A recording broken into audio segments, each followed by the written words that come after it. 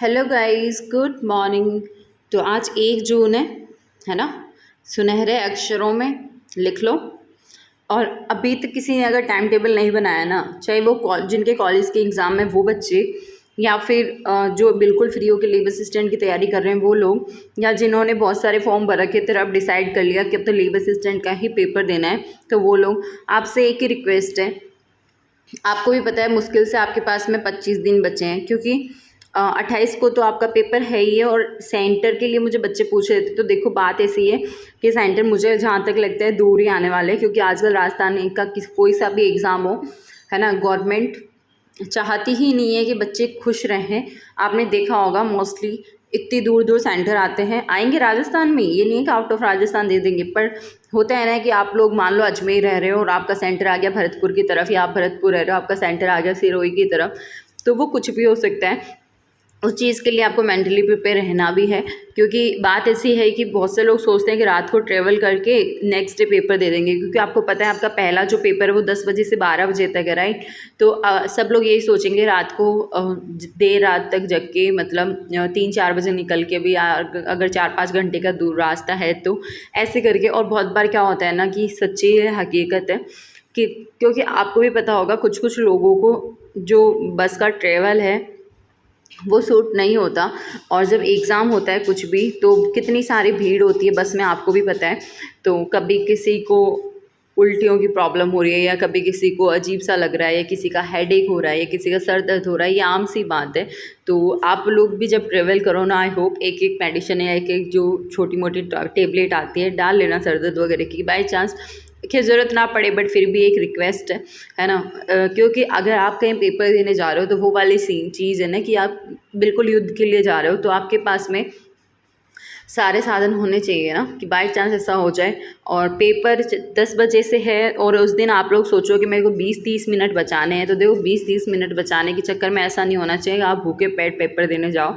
उससे दिक्कत यही है कि आप इतना ट्रैवल करके कहीं पहुंचोगे और उसके बाद में खाली पेट पेपर देना मुझे ठीक नहीं लगता, और ये एक्सपीरियंस से ही बोल रही हूँ। क्योंकि एक टाइम के बाद क्या होगा ना कि, ये नहीं बोल रही आप ठूस के खा जाओ या फिर ढाबे पे जाके चटपटा खाना खा के आओ, मतलब कुछ भी फ्रूट्स वगैरह कुछ भी हल्का फुल्का लेकर ही पेपर देने जाना। अब आप बोलोगे मैम पेपर तो अभी बहुत दूर है, हमें ऐसा फील क्यों करवा रहे हो टिप्स देके कि पेपर तो बस आ गया। बेटा पता भी नहीं चलेगा ये 25 दिन कब निकल जाएंगे, सीरियसली नहीं पता चलने वाला। ठीक है, देख लेना अभी, आप भी यहीं हो मैं भी यहीं हूँ, ऐसे निकलेंगे ये ऐसे निकल जाएंगे आपके दिन, ऐसे भागते हुए, और आप इनको पकड़ने में ही रह जाओगे। ठीक है, तो इसी वजह से ये अभी मैं आपको, अभी मुझे याद आया तो सोचा आपको बता दूं, आपके काम की चीज़ है। और देखो ये दिन, अब अगर अभी तक किसी ने टेस्ट सीरीज़ ज्वाइन नहीं करी है तो आपसे रिक्वेस्ट है, टेस्ट सीरीज़ ज्वाइन करने का यही राइट टाइम है। और अगर किसी ने टेस्ट सीरीज़ ले ली है, और सुनो, अगर आप सोच रहे हो ये बात कि मैं तो टेस्ट सीरीज़ तो ज्वाइन कर ले, मतलब कर रहा हूँ, पर मैं टेस्ट सीरीज़ को दूँ कैसे, राइट, मतलब अटैम्प्टिंग कैसे करूँ। क्योंकि क्या हुआ है ना, कुछ कुछ बच्चों ने टेस्ट सीरीज़ पहले ले ली, बहुत बढ़िया रहा, कि जिस तरह से कोचिंग का वालों का रूटीन था उसी तरह से उन्होंने अपना रूटीन भी बना लिया। कुछ कुछ लोग अभी टेस्ट सीरीज़ ले रहे हैं, पर टेस्ट सीरीज़ शुरू हुए तो एक एक डेढ़ महीना हो गया, तो जो पुराने पेपर है वो भी उन लोगों को देने हैं, क्योंकि टेस्ट सीरीज़ लिए पैसे लगाए तो यार पेपर तो देना बनता ही है, राइट। तो अब उनका समझ में ही नहीं आ रहा उनको कि कहाँ से शुरुआत करें, कैसे मैनेज करें, राइट। तो बेटर यही है, अगर आप तक अभी तक किसी ने टेस्ट सीरीज़ नहीं लिया तो पहली रिक्वेस्ट तो यही है कि प्लीज़ टेस्ट सीरीज़ ले लें, यही राइट टाइम है, बाद में टाइम नहीं मिलेगा, है ना। और रही बात टेस्ट की, तो देखो अगर किसी ने अब टेस्ट सीरीज़ ज्वाइन की और मान लो आपने जहाँ से भी कोर्स लिया है वहाँ पे 10 एक पेपर पढ़े हैं ऑलरेडी, तो आपसे यही रिक्वेस्ट है, सबसे पहले वो जो 10 पेपर थे उनके अंदर क्या क्या पूछा गया है आप वो देखो।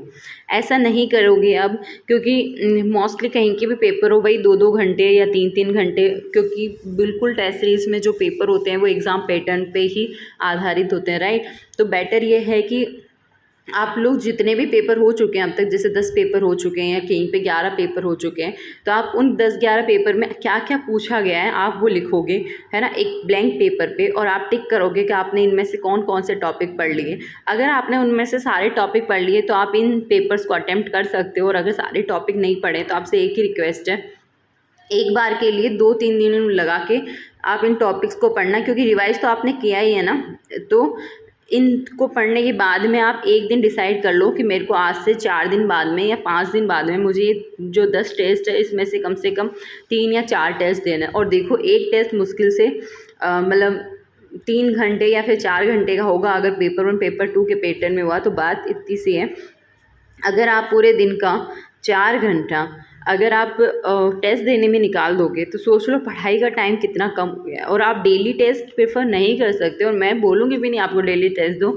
और ये दिमाग से निकाल देना कि टेस्ट सीरीज़ में जो क्वेश्चंस है वो एज इट इज़ आपको मिलेंगे, इसलिए हमने टेस्ट सीरीज़ लिया। टेस्ट सीरीज़ ओनली आपके प्रिपरेशन के लिए होती है। आपको ये कॉन्फिडेंस आता है टेस्ट सीरीज़ से अगर आपने बिना चीटिंग के टेस्ट सीरीज़ फॉलो किया है और टेस्ट सीरीज़ के पेपर अटेम्प्ट किए हैं और आपके अच्छे खासे नंबर आए हैं। और जैसे 100 बच्चों ने वो पेपर दिया और आपका रैंक आया है 10 के आसपास या 20 के आसपास, तो वो कॉन्फिडेंस बिल्डअप होता है यार 100 के अंदर मैं कहाँ एग्जिस्ट कर रहा हूँ। आपको अपनी तैयारी का पता चलता है कि मैंने अगर इस टॉपिक को बहुत सारा मैक्सिमम टाइम दे के कवर किया है तो मैं इसमें से कितने नंबर निकाल पा रहा हूँ। समझ रहे हो? इसका मतलब ये दिमाग से निकाल देना कि टेस्ट सीरीज़ के सारे सवाल मेरे को रट के जाने हैं और एंड में यही मुझे आंसर मतलब यही मुझे पेपर में मिलेंगे। ठीक है, ऐसा नहीं होता है। 1-2 क्वेश्चन अगर फंसते हैं तो देखो वो सीधी सी बात है, आप कहीं बुक से भी पढ़ोगे तो भी आपको वो क्वेश्चंस मिलेंगे। अब अरिहंत वाली बुक से भी लास्ट टाइम आए ही थे। ठीक है, तो वो कुछ तो आते ही हैं बट इतने नहीं आएंगे कि आपका सिलेक्शन करवा जाए। ठीक है, ये अपने माइंड से निकाल देना। अभी भी कोई सोच रहा है कि तैयारी तो मेरी हुई नहीं है पर टेस्ट सीरीज ज्वाइन कर लेता हूँ, टेस्ट सीरीज में जितने भी सवाल आए हैं सब रट लूँगा मैं, है ना? ऐसा नहीं होता है। टेस्ट सीरीज़ को आपको सीरियस होकर देना है। बस आप इतना कर सकते हो कि जैसे आज जो टेस्ट है उसमें बहुत सारे टॉपिक्स दे रखे हैं आपको पढ़ने के लिए, आपने उसमें से सिर्फ 2 या 3 टॉपिक ही पढ़ रखे, बाकी का नहीं पढ़ रखा। तो आपने जितना पढ़ रखा है ना, आप सिर्फ उतना अटेम्प्ट करो उस पेपर में। भूल जाओ ये कि इसके भी नंबर हैं या इसके भी सवाल है, क्योंकि आपने ये छोड़ रखी है। जैसे फिजिक्स है, फिजिक्स आपने बहुतों ने आधी कर रखी है या छोड़ ही रखी है, तो फिर वहाँ पे क्यों माथापच्ची करनी, राइट?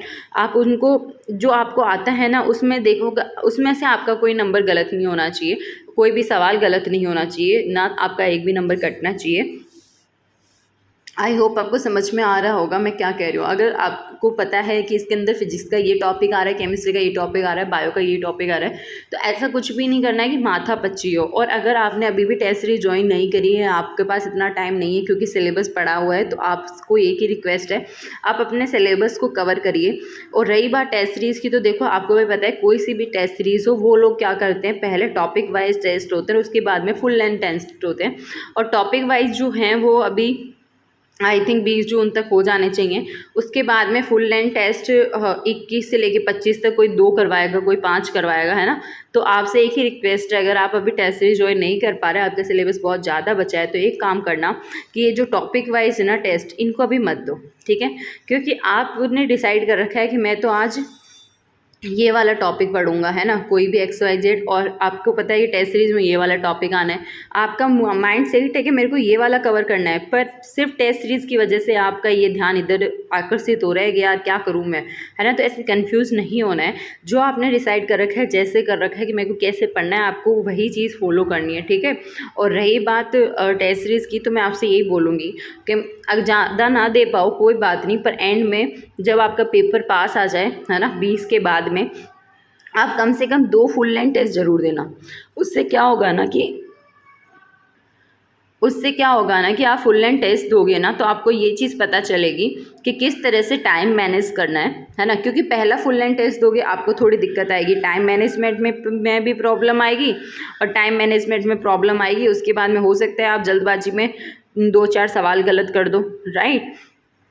तो वही चीज़ है, क्योंकि आपको भी पता है कि फिजिक्स टाइम कंज्यूमिंग है। अगर न्यूमेरिकल पहले करने बैठ गए तो आई थिंक बायो की बैंड बजने वाली है, तो बेटर है बायो पहले करो, फिर केमिस्ट्री करो, फिर फिजिक्स करो, या जैसे भी आप कंफर्टेबल हो। अगर आपका मतलब आपका जो स्ट्रॉन्ग सब्जेक्ट है ना, वो आपको पहले करना है, उसके बाद में वीक वाला, और उसके बाद में सबसे वीक वाला। ठीक है, तो वही चीज़ है कि पहले टेस्ट फुल लेंथ टेस्ट दोगे, आपसे काफ़ी सारी गलतियाँ होंगी, तो वो आपको सेकंड फुल लेंथ टेस्ट में नहीं दोहरानी है। अभी इतना टाइम नहीं है कि आप 4-4 घंटे डेली टेस्ट दे पाओ। आपने टेस्ट सीरीज़ ली, अच्छी बात है, बट आपसे यही रिक्वेस्ट है, टेस्ट सीरीज़ आपकी हेल्प के लिए है, भटकना मत टेस्ट सीरीज़ की वजह से। और रही बात ये 2 टेस्ट ना, इसीलिए बोलूँ 2 टेस्ट, ताकि आपका एक माइंड सेट होगा, अच्छा मेरे को ऐसे ऐसे करना है।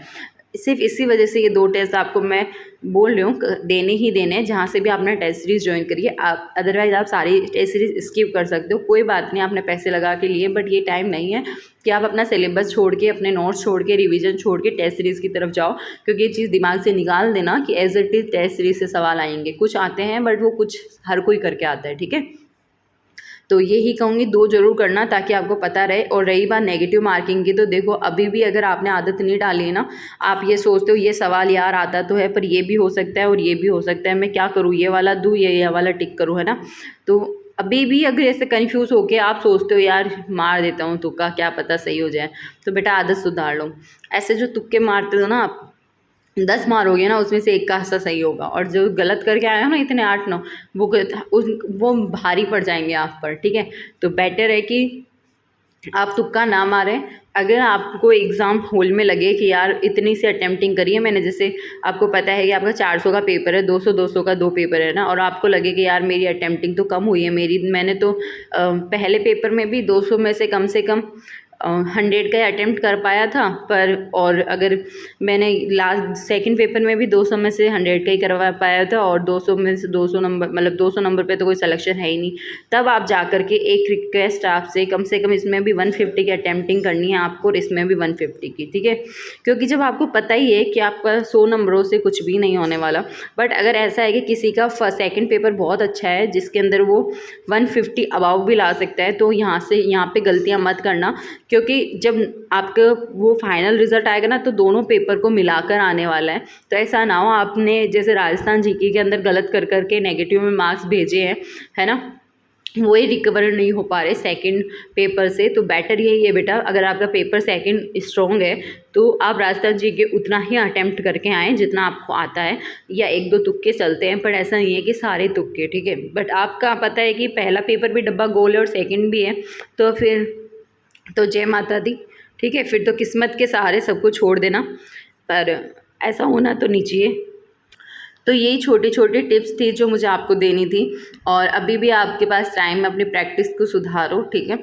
नेगेटिव से बचो, क्योंकि एंड में वाकई में बहुत गलतियां होंगी कि पेपर 1 में आपने अच्छी खासी अटेम्प्टिंग की और पेपर 2 में अटेम्प्टिंग ना करने की वजह से आपका पेपर रह गया। क्योंकि इस बार ना 2 पेपर है, दिमाग में ये चीज़ फिट कर लो, दोनों में आपको कम से कम 150 की अटेम्प्टिंग तो करनी ही है, तभी जाके आपके 120 के आसपास नंबर बैठेंगे।